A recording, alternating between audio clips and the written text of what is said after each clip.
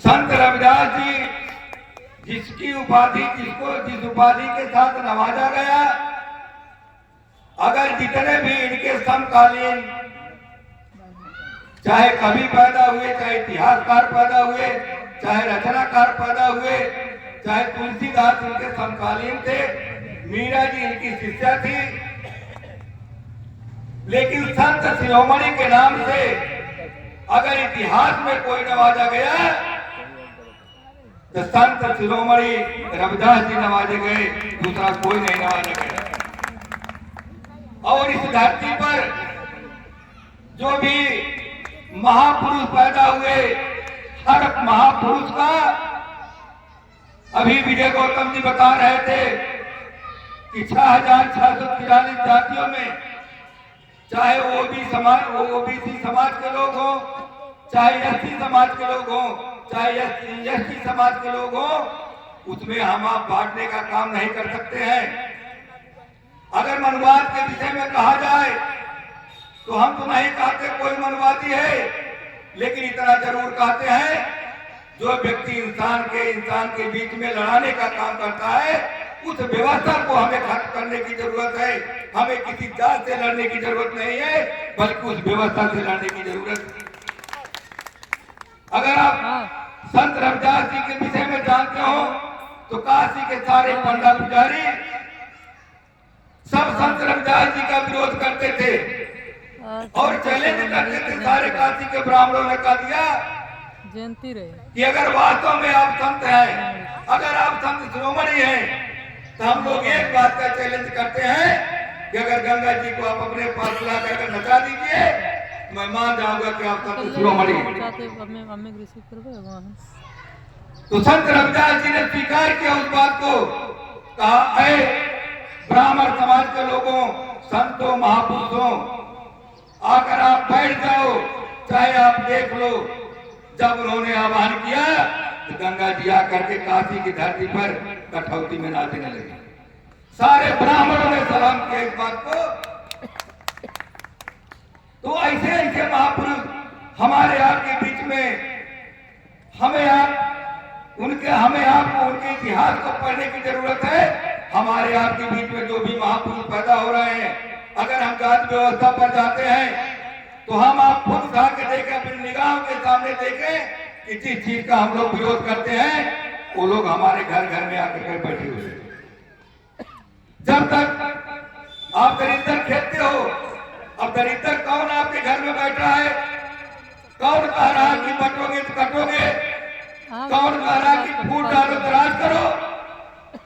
इस देश में अगर सरकारें चली तो कोई फूट डालो राज करने के नाम पर सरकार चलाया, कोई बटोगे तो कटोगे इसके नाम पर सरकार चलाया। आज हम आप अगर देखना चाहें तो हम ही आप बट रहे हैं, हम ही आप कट रहे हैं। हम आप जलपान में मजबूत पड़ते हैं। अगर कहीं जलपान की व्यवस्था होती है, खाने की व्यवस्था होती है, तो हम मजबूत पड़ते हैं जलपान करने में और खाने में, लेकिन हम मतदान में मजबूत नहीं पड़ते हैं। अगर हमें आपको सत्ता पर काबिज करना है, दिल्ली और लखनऊ की धरती पर काबिज होना है, हमको मतदान चढ़ बढ़ के करना चाहिए। जब तक हम मतदान करने में सफल नहीं होंगे, तब तक हमारा सत्ता पर काबिज नहीं हो सकते। इसलिए हम आप लोगों से बताना चाहते हैं और कहना भी चाहते हैं, मुकद्दर का सिकंदर वह बने, मुकद्दर का सिकंदर वह बने जो जूझ न जाने, चुनौती सामने कैसी हो फिर भी हार न माने, चुनौती से डरा जो बस उसी को वह डराती है, करे जो सामना उसका उसी से हार जाती है। इसलिए मेरे नौजवान साथियों, अगर आपको लड़ाई लड़ना है तो अगर हमारे घर में 80 साल के बुजुर्ग हैं तो मतदान केंद्र तक लड़ाई आपको लड़ना है, पोलिंग एजेंट आपको बनना है।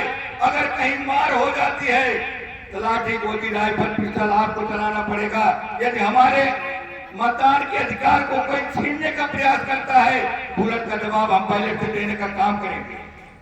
इसलिए साथियों, हमें आपको निराश होने की जरूरत नहीं है, बल्कि संघर्ष करने की जरूरत है। क्योंकि मानवर काशीराम साहब ने लिखा, शिक्षित बनो, संगठित बनो, संघर्ष करो। जब तक आप संघर्ष नहीं करोगे तब तक आप राज सत्ता पर काबिल नहीं हो सकते हो। हम लोग मंडल की लड़ाई लड़े हैं, मंडल की लड़ाई लड़े हैं, आरक्षण की लड़ाई लड़े हैं।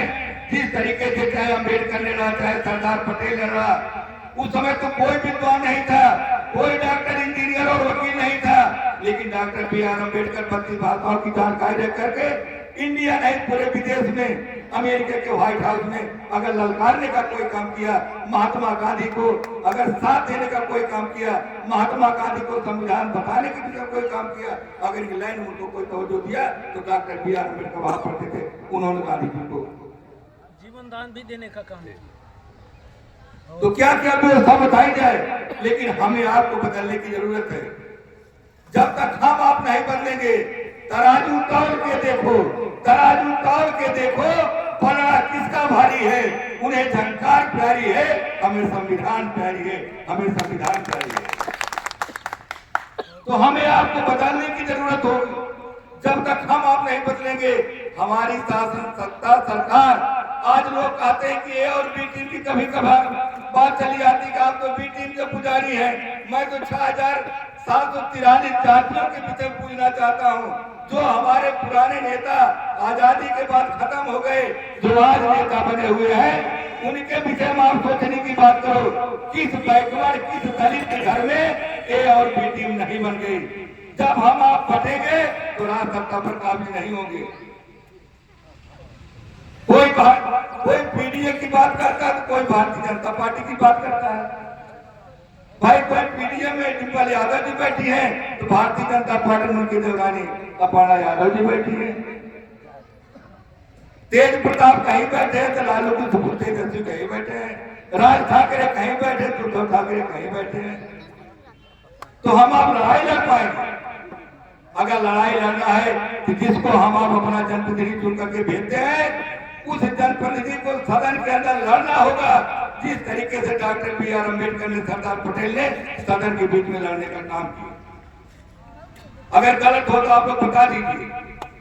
वो लोग जानते हैं कि हमको तालाब का पानी नहीं पीने दिया गया, हमको नल का पानी नहीं छूने दिया गया, हमको अपमानित किया गया। आज तो आपको सम्मान मिलता है। जो लोग अपमान करते थे, पैर छूकर के टिकट मांगने का काम करते हैं। हम लोग सम्मान भी देते हैं। हम लोग नहीं कहते कि आप जात, ब्राह्मण, क्षत्रिय, वैश्य, शूद्र की बात हम नहीं करते हैं, लेकिन इतना जरूर करते हैं कि जो लोग अगर इसका विरोध करते हैं, आपके कमर पे झाड़ू बांधने का, आपको गले में घंटी लटकाने का, आपको तालाब पानी न पीने देने के लिए, हम तो कहते हैं कि जिस कुल्हाड़ी से वो इस डाल को काटने का काम करते हैं, अगर उस कुल्हाड़ी से जिस दिन आप लोग अपना पेट निकाल लेंगे, उनको उस दिन अपने औकात का पता चल जाएगा। वो इंडिया में नहीं दिखाई देंगे, वो मध्य एशिया में दिखाई देंगे, वो शासन सत्ता सरकार में नहीं दिखाई देंगे, किसी मंदिर में घंटा बजाते हुए दिखाई देंगे। तो अगर ब्राह्मण, क्षत्रिय, वैश्य, शूद्र 4 वर्णों में बांटने का काम किया गया, अगर 4 वर्णों में बांट दिया गया, हमें आपको तो 4 आश्रम में, 4 वर्ण में, 4 धाम में, 4 आश्रम में, जहां जहां जाएंगे वहीं 4 मिलेगा। हम लोग तो कहते थे 1984 में जब मानवर साहब ने नारा दिया था, जब सहनशीलता की सीमा समाप्त होती है तब क्रांति का उदय होता है। तब मैं कक्षा 4 में पढ़ता था। हमारे घर के बगल भोला राम गौतम जी थे। बोलो या इस नारे को, कहन बेटा तुम एक कटोरी ले लो, उसमें नील घोर करके उसमें लिख लो। बांस, उस समय प्रश्न नहीं था, हम लोग बांस की लकड़ी काट करके उसको कूट करके कूची बना करता मिलते थे। जब शांतिता की सीमा समाप्त होगी तब क्रांति का उदय होगा। मानो काशीराम साहब, हम लोगों ने चैतुराम सुमन का भाषण सुना, हम लोगों ने मिशन की बात किया, हम लोग कैडर चलाने का काम किए, रात रात में कैडर चला। उसमें जो यात्रा होती थी, अब उस बात को क्या बताई जाए, कौन कौन सा नारा दिया गया, कहां कहां लड़ा गया, हमसे बेहतर आप लोग जानते हो। मैं तो आपसे सीखने आया हूं। आरक्षण के नाम पर हम लोगों ने नई जेल, तिहाड़ जेल काटा। CMP डिग्री कॉलेज का अध्यक्ष होने का अवसर प्राप्त हुआ। मैं भी दलित समाज में, भी बैकवर्ड समाज का बेटा हूं। आपने भर्ती को जिला पंचायत सदस्य बनाने का काम किया, इसलिए मैं आपका आह्वान करता हूं। अपनी बात को बहुत लंबी नहीं करना चाहता हूं। फिर कभी मौका मिलेगा, फिर कभी अवसर मिलेगा तो आपके बीच में बात रखने का काम करूंगा।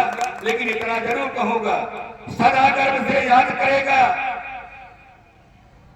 सदा गर्व से याद करेगा B.R. अम्बेडकर है भारत रत्न। सदा गर्व से याद करेगा B.R. अम्बेडकर है भारत रत्न। अभिनंदन वंदन करते हम लेकर माथों का चंदन।